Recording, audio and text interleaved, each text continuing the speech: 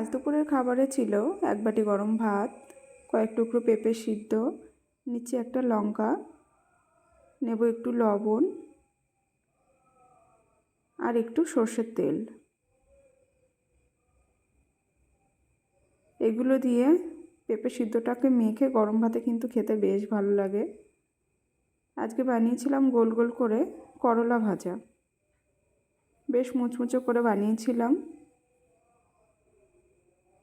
গরম ভাতে কিন্তু করলা ভাজাটাও বেশ ভালো লাগে খেতে। সঙ্গে ছিল একটা লঙ্কা ভাজা। আজকে বানিয়েছিলাম মিষ্টি কুমড়ো শাকের তরকারি। কুমড়ো শাক আমার ভীষণ পছন্দের একটা সবজি। সঙ্গে ছিল একটু ছোট ছোট চিংড়ি মাছ, একটু আলু দিয়ে বানিয়েছিলাম ভীষণ শুকনো করে। তো এটাই ছিল আমার আজকে দুপুরের ভীষণ সিম্পল খাবারের মেনু। কেমন লাগলো আপনাদের জানাবেন।